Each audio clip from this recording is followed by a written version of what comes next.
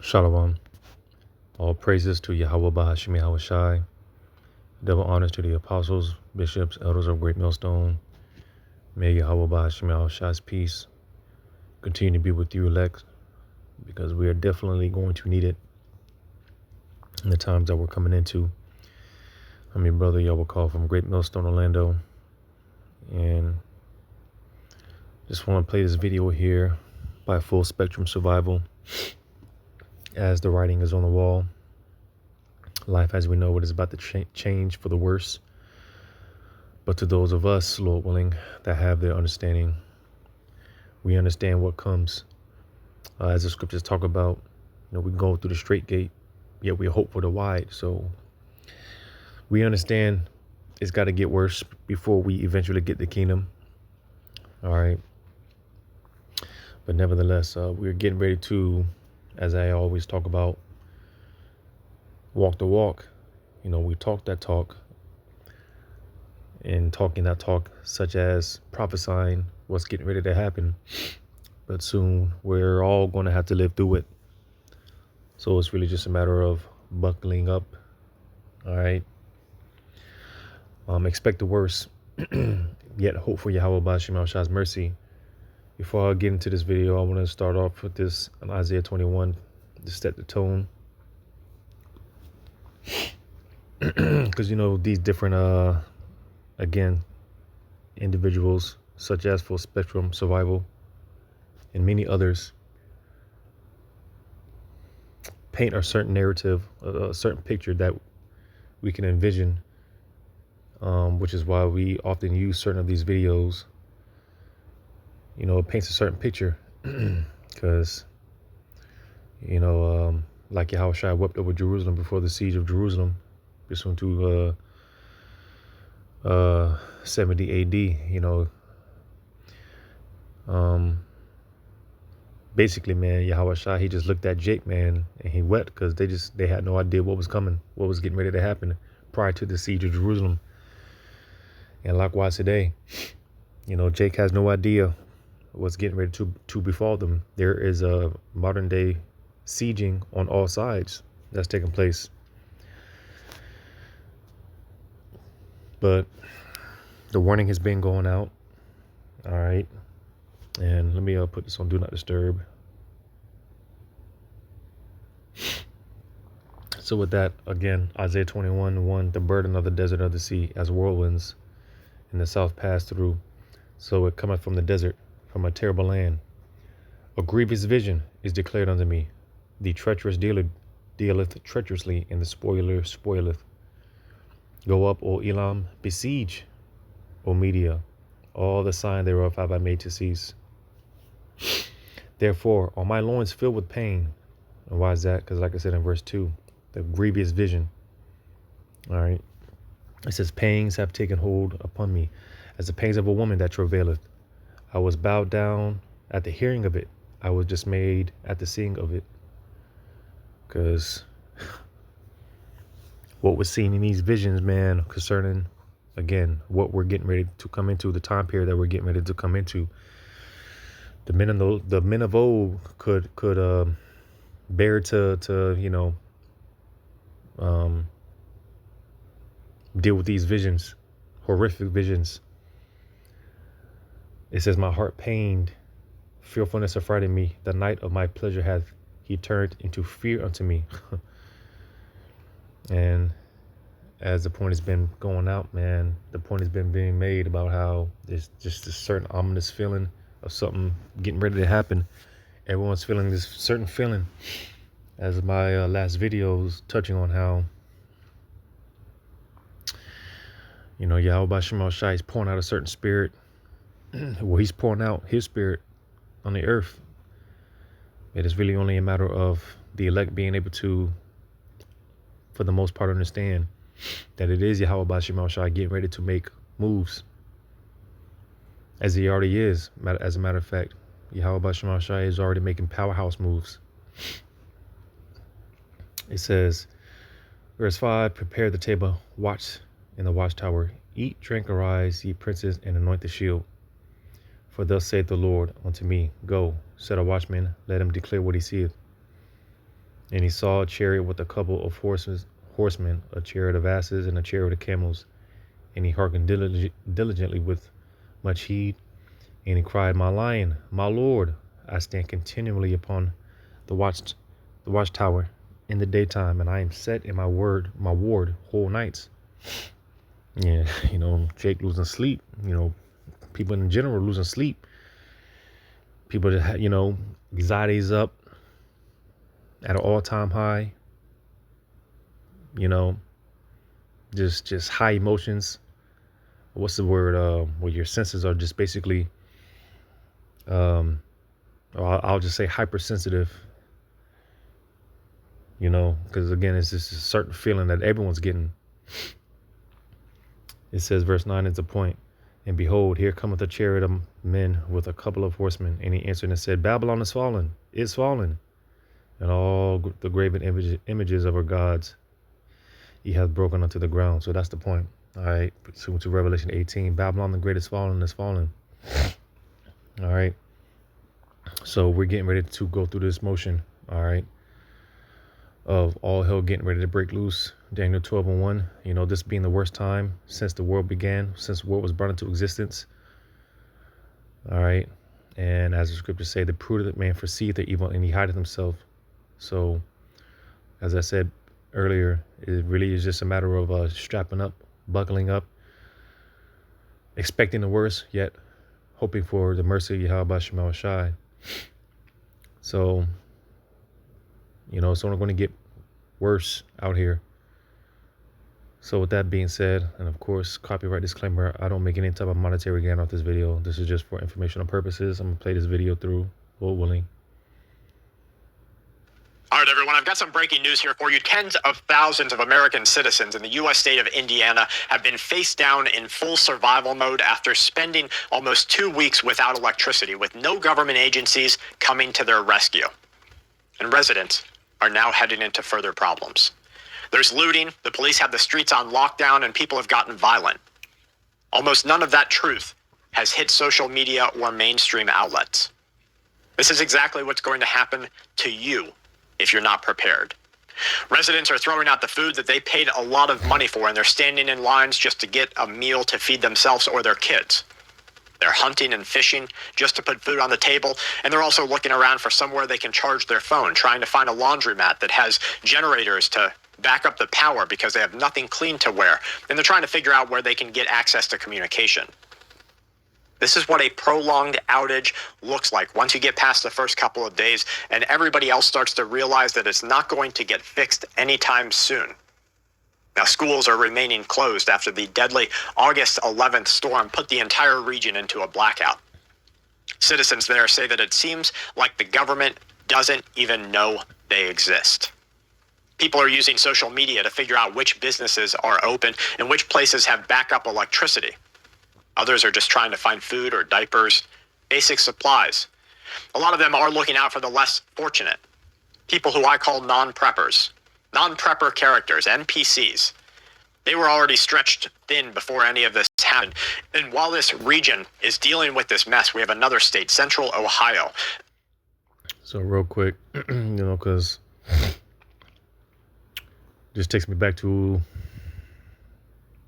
the elder Demoshapat, who was out there in Indiana, and those brothers, and the elder giving that update video of what's going on,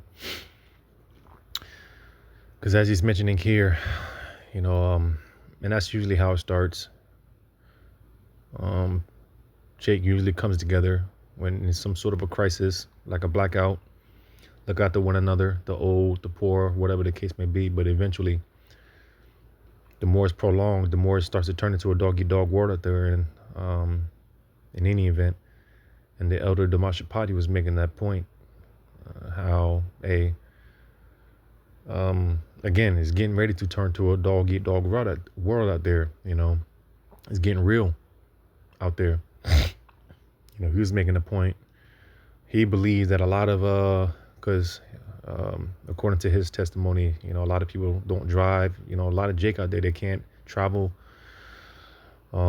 He believes a lot of those elderly less fortunate and whatnot, already pretty much deceased in their homes. You got the National Guard. It's even being said, it's even being reported. This is just a rumor, because people trying to, certain parts out there, can't even use their vehicles because the batteries are fried. So that would imply some sort of an EMP attack, So that's being said, and I believe it's going to touch on it because it's not just Gary, Indiana. Well, let me not jump the gun. They've basically gotten wiped out with heavy rain and flash flooding. The roads around Columbus are flooded out. Lots of local damage. Emergency crews there are pulling motorists out of stranded vehicles.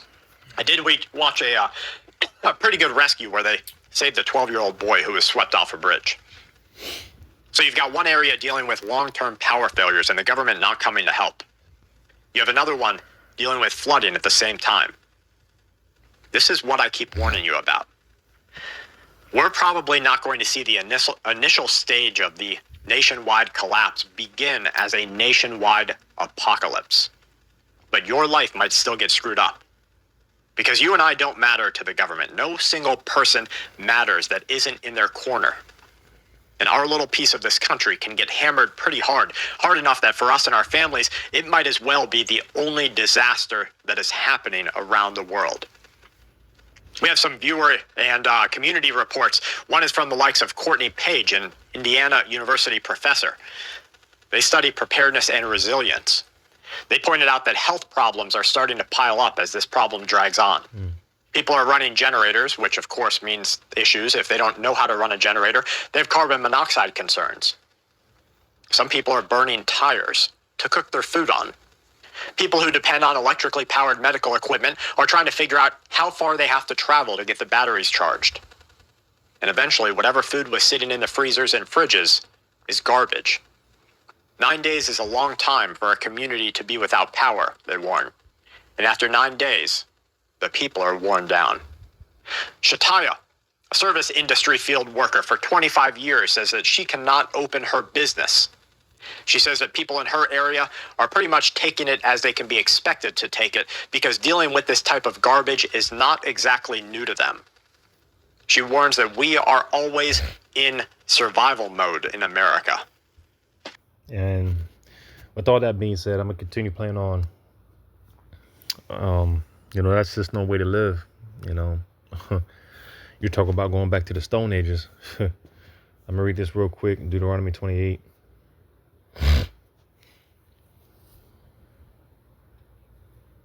And man, these Babylonians and Lord willing can't wait to see it.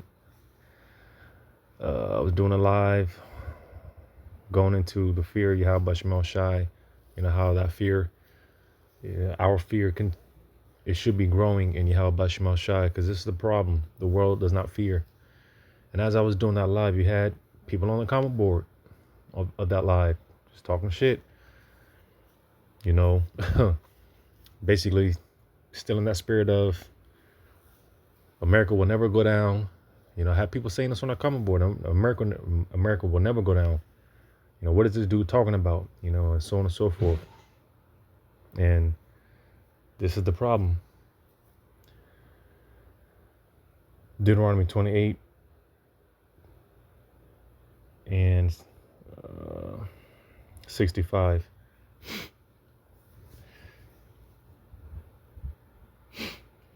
And among these nations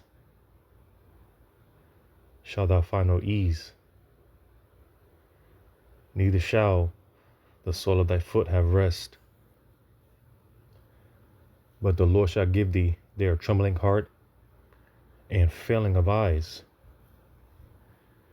and sorrow of mind. And thy life shall hang in doubt before thee, and thou shalt fear day and night, and shall have no assurance of thy life. So this is what a lot of Jake out there in Gary, Indiana are already experiencing, as well as other places. I was going to make the point, because it's not just Gary, Indiana with suffering blackouts. I just made this post here Going into this active U.S. power outage hotspots.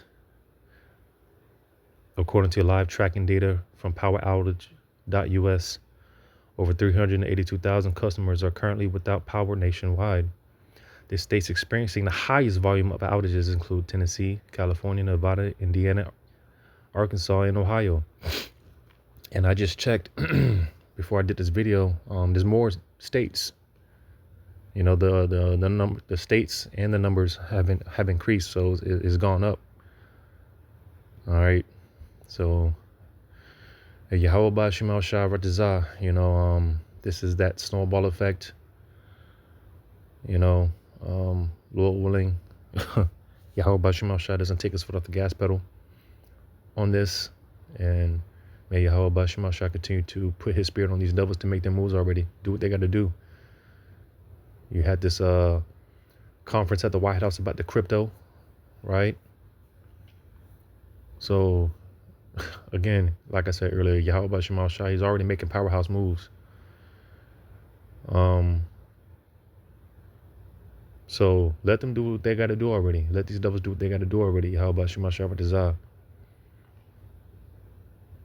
This is abuse. And I think that's probably why she says it wasn't so much of an uproar at first, because people were used to dealing with this type of thing. But this is the second week now. And it's not okay for American citizens to continually be in survival mode. But they're doing the best that they can. And that statement right there tells you a lot about how people are going to adapt when something breaks. For the first couple of days, you're going to make do. All right. You're going to eat whatever's in your house, charge your phone in the car, maybe use flashlights. Tell yourself and your kids that tomorrow is going to be better. Mm-hmm. But then tomorrow doesn't get any better. More than a week after whatever event hits your area. And that's the spirit, because verse 67.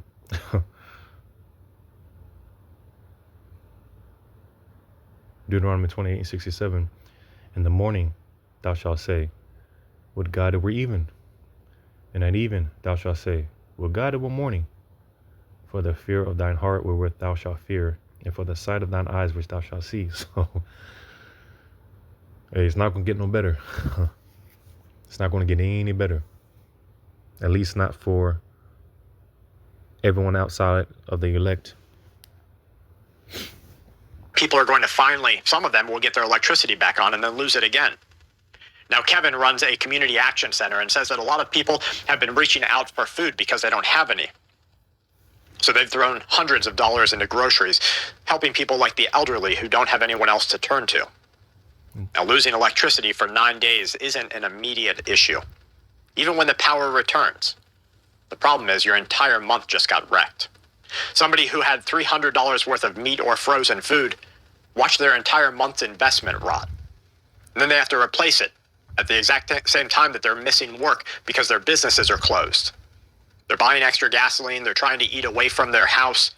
They're paying for whatever emergency expenses might have started to stack up. Now, Kevin says that he's been sleeping on the floor because his mattress is too hot at night. Of course, his air conditioners don't work, but people nearby are having more problems. We're starting to see reports that violence started on day 2.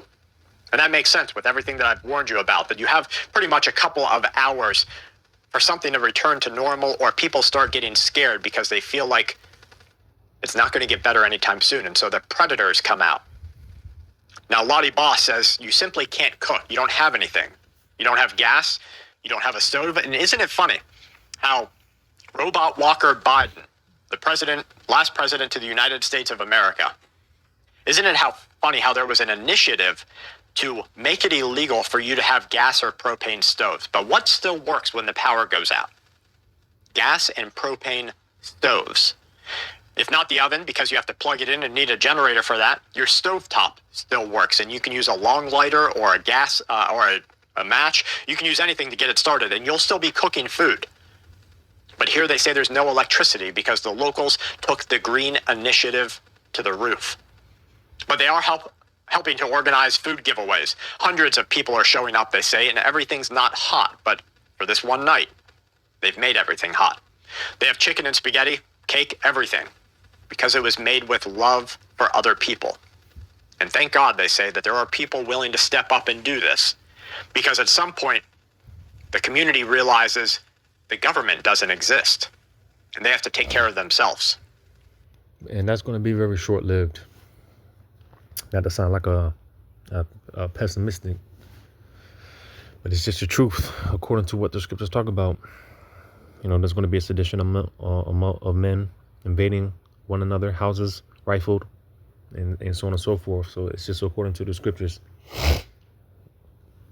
So this is going to be very short-lived, because what Esau is orchestrating by the spirit of Yahweh Shemel on the left hand is, he's prepping everyone up to take that MOTB. He's backing everyone into a corner. So again, the longer this is prolonged, the more we're going to see that violent nature. All right, we're going to go back to an ancient way of doing things. For people that say, "Oh, those were biblical times. Those are the Bible times." But newsflash, we're still in Bible times, and it's going back to the ways of the Bible. All right. So, all in all, man, Yahweh Shema Shai, overall, he's going to cut the lights off, man. For a period of time, it's going to be chaos, total anarchy. All right. And it's going to justify Esau doing what he needs to do. Yahweh Shema Shai Vatizah.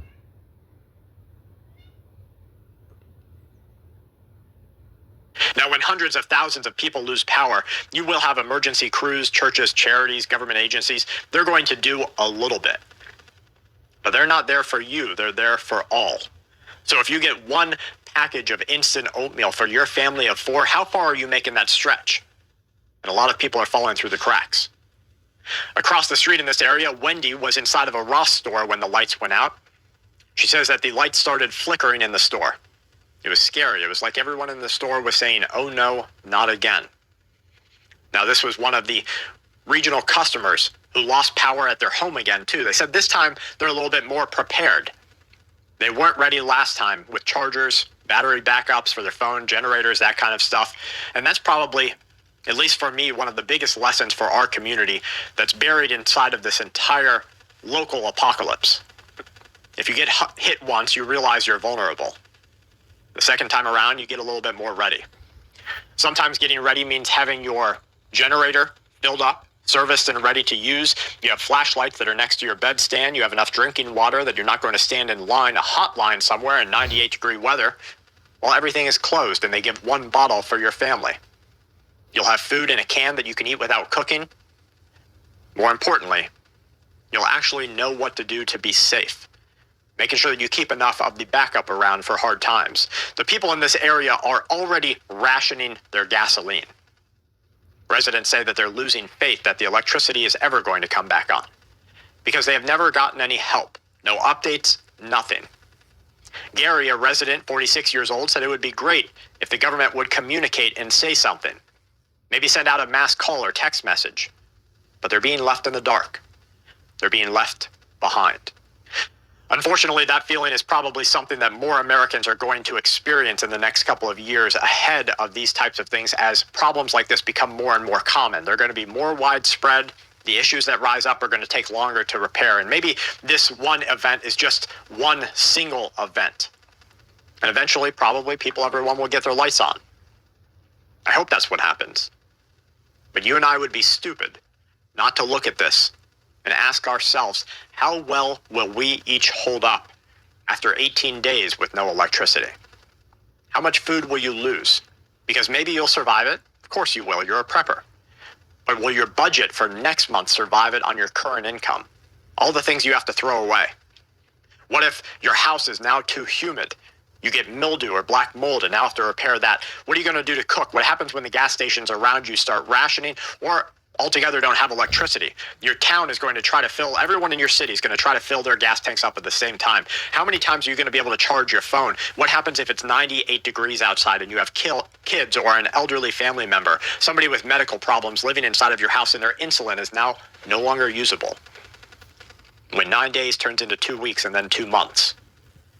Our brothers and sisters have gotten comfortable believing that someone's going to show up when things get bad enough, and that's simply not the case. No one is coming to help you, so help yourself. And beautifully said, for the most part. But man, that's why, like it says in Obadiah,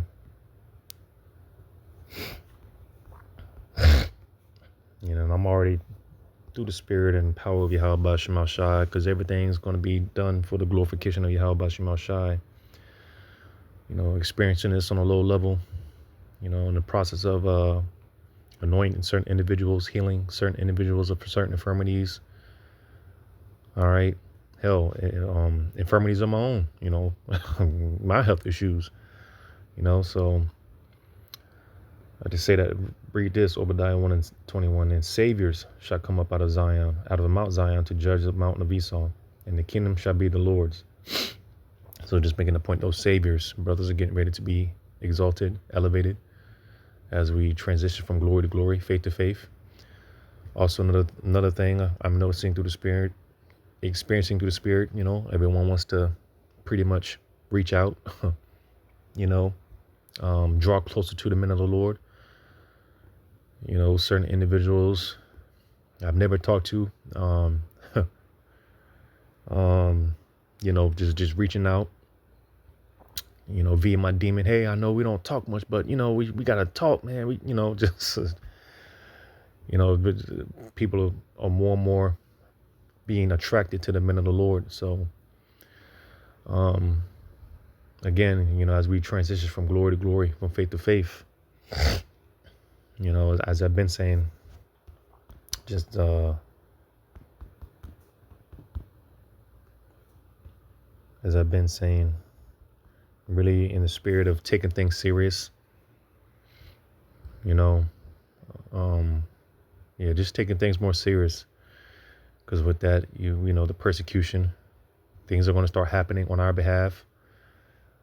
And again, because thus saith the Lord, we just, as I read in Isaiah, we're just staying on our watchtower and telling you what's getting ready to happen. Thus saith the Lord, and these things are getting ready to happen. Brothers have been talking about blackouts for years. Well, now, hey, we're gonna start experiencing it. Sooner than soon. And who do you think they're gonna come for because of that? The men of the Lord. Who do you think they're gonna blame for the words of Yahweh Shema Shai coming to pass? They're gonna blame the messengers. So the persecution. All right. But nevertheless, we are in those times. And again, it's just a matter of buckling up and expecting the worst and praying Yahweh Shema Shai found us worthy to be preserved through the said perils, as it says in 2 Esdras 9.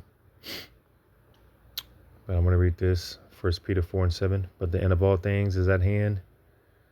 Be ye therefore sober and watch unto prayer. Because again, life as we know it is about to change for the worse. So strap up, man, and stay prayed up. Because, this world, they have everything but Yahweh Shema Shai. Meanwhile, we don't have nothing but Yahweh Shema Shai. And that's all we need. So Lord willing, this is edifying. All praises to Yahweh Shema Shai. Shalom to you, hopefully elect.